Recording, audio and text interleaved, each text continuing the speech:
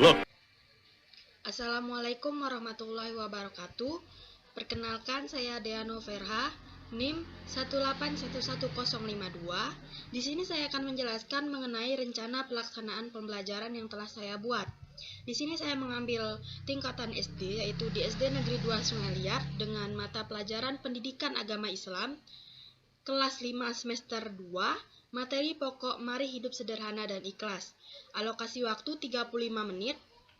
Guru mata pelajaran saya sendiri, Deano Verha. Tujuan pembelajaran: meyakini bahwa sikap sederhana dan ikhlas beramal sebagai cermin dari iman, lalu menunjukkan sikap sederhana dan sikap ikhlas beramal dalam kehidupan sehari-hari, memahami makna sederhana dan ikhlas beramal dalam kehidupan sehari-hari, serta mencontohkan sikap sederhana dan sikap ikhlas beramal dalam kehidupan sehari-hari. Di sini ada langkah kegiatan, yaitu kegiatan pertama adalah pendahuluan dengan deskripsi kegiatan. Yang pertama, guru mengucapkan salam dan berdoa bersama. Yang kedua, guru memeriksa kehadiran, kerapian, berpakaian, posisi dan tempat duduk disesuaikan dengan kegiatan pembelajaran. Yang ketiga, guru menyapa peserta didik. Dan yang keempat, guru menyampaikan tujuan pembelajaran dengan alokasi waktu 5 menit. Lalu kegiatan inti, dengan deskripsi kegiatan, guru meminta peserta didik untuk mencermati sikap sederhana dan ikhlas dalam kehidupan sehari-hari. Lalu, untuk materi hidup sederhana, yang pertama guru meminta beberapa peserta didik sebagai model untuk mendemonstrasikan bacaan Quran Surah Al-Furqan ayat 67, beserta artinya yang diikuti oleh peserta didik lainnya. Lalu yang kedua, guru memberikan penguatan kembali dengan membacakan kembali Quran Surah Al-Furqan ayat 67 beserta artinya.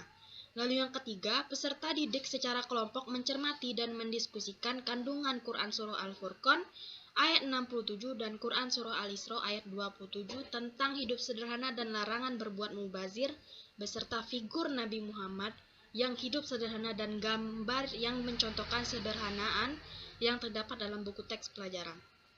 Lalu, setiap kelompok mempresentasikan hasil diskusinya dan kelompok lain menyimak serta menanyakan beberapa hal yang dianggap relevan.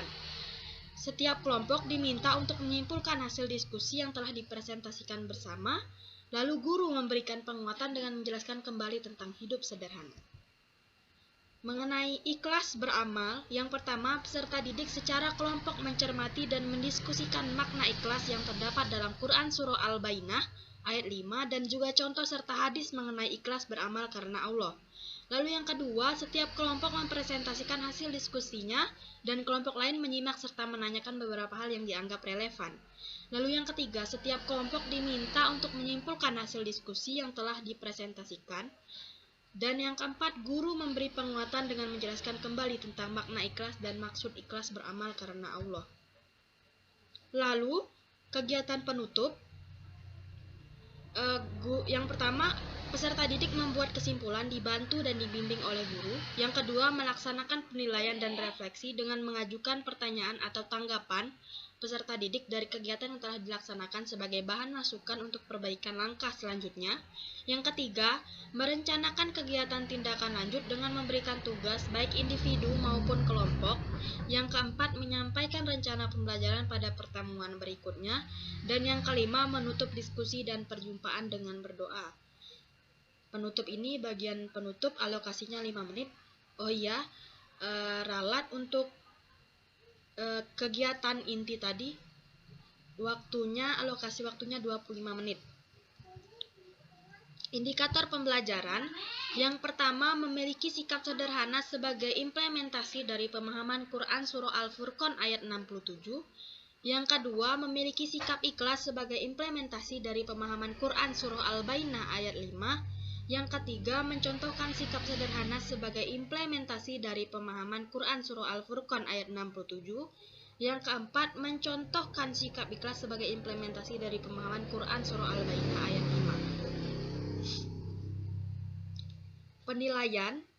Yang pertama, penilaian sikap spiritual dengan melakukan observasi ketika peserta didik menjawab salam, mengungkapkan rasa syukur, berdoa selama mengikuti proses pembelajaran.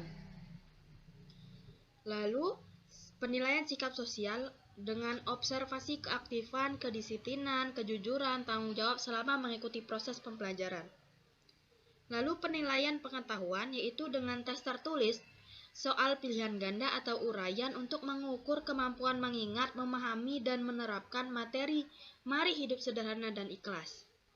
Lalu yang terakhir penilaian keterampilan, peserta didik merumuskan hikmah dan mempraktikkan tentang hidup sederhana dan ikhlas. Mungkin hanya itu yang dapat saya sampaikan, kurang dan lebihnya saya mohon maaf. Saya akhiri, wabillahi taufiq wal hidayah. Wassalamualaikum warahmatullahi wabarakatuh.